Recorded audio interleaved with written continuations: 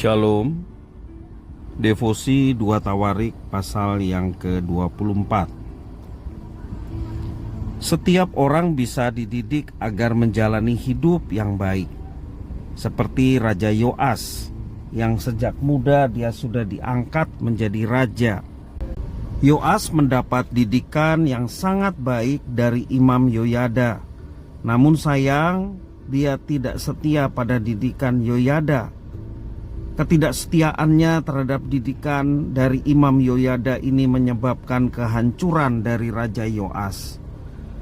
Ada dua fase dalam hidup Raja Yoas, yaitu yang pertama adalah saat ia di bawah bimbingan Imam Yoyada dan hidup takut akan Tuhan.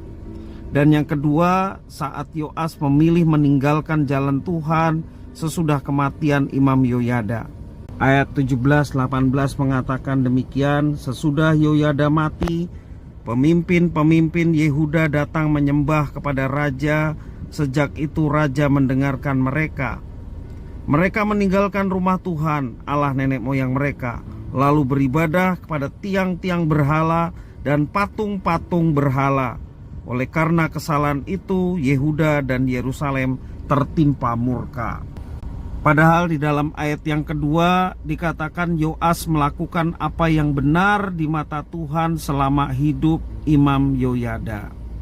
Sangat disayangkan apa yang sudah ditabur oleh Imam Yoyada dengan mendidik Yoas dalam kebenaran firman, tetapi diakhiri dengan perbuatan yang jahat di mata Tuhan. Di dalam ayat yang keempat dan kelima, kita perhatikan inisiatif yang baik dari Yoas tampak saat ada kebutuhan untuk membangun rumah Tuhan dan perlengkapannya. Yoas yang mengingatkan kepada Yoyada hukum Musa dalam hal mewajibkan pengumpulan pajak. Informasi itu diambil dengan sukacita oleh segenap umat dalam ayat 6-16. Raja yang memimpin pekerjaan, menyalurkan dana, dan menunjuk tukang-tukang. Dengan demikian, peribadatan berjalan lancar tanpa henti sepanjang umur Yoyada. Dicatat dalam kitab suci, sejak kematian Yoyada, perilaku Raja Yoas berubah drastis. Raja Yoas lupa diri karena terbuai oleh saran para pemimpin Yehuda untuk kembali kepada penyembahan berhala. Ayat 17 dan 18. Bahkan Yoas tega membunuh Zakaria, anak Imam Yoyada. Ia telah lupa akan hutang budi kepada ayah Zakaria. Alhasil, apa yang dinubuatkan Zakaria terbukti. Tuhan Allah Israel yang menumpas umatnya. Mereka dijadikan barang jarahan oleh bangsa-bangsa Aram. Sedangkan Yoas dihianati oleh rakyatnya dan mati mengenaskan. Dari pembacaan firman Tuhan hari ini, kita belajar bagaimana Yoas yang melupakan didikan yang baik mendatangkan malapetaka dalam hidupnya. Kekuasaan memiliki daya tarik untuk mengubah perilaku seseorang. Tanpa pembimbing yang kompeten, kebaikan bisa seketika berubah menjadi kejahatan. Hal ini tampak dari ketidaksetiaan Yoas kepada didikan Yoyada untuk hidup takut akan Tuhan Allah. Padahal didikan bertujuan untuk mengarahkan seseorang pada kebaikan. Namun menolak didikan berarti menjerumuskan diri kita sendiri kepada kehancuran. Salah satu ciri dari orang yang mau dididik adalah rendah hati untuk belajar mengoreksi diri. Dan juga tidak menjadi marah ketika mendapatkan saran atau kritik dari orang yang dipercaya dan tentunya memiliki tujuan untuk membangun.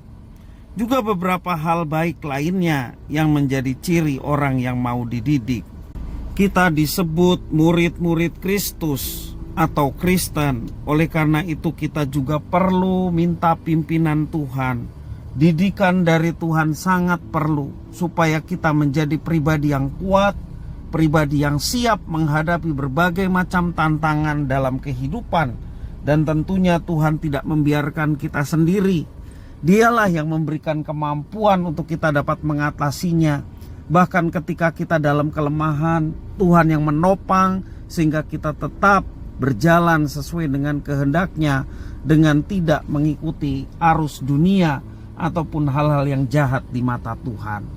Jangan sampai kita terkecoh dengan mengikuti ajaran-ajaran yang menyesatkan ataupun ajaran-ajaran yang bertentangan dengan firman-Nya.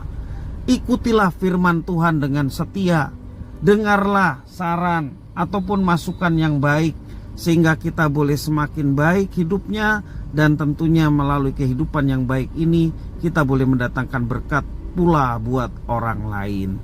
Mari kita senantiasa terus bertekun dalam didikan firman Tuhan. Ada pertemuan-pertemuan seperti pendalaman Alkitab, pertemuan ibadah, juga persekutuan-persekutuan yang diselenggarakan.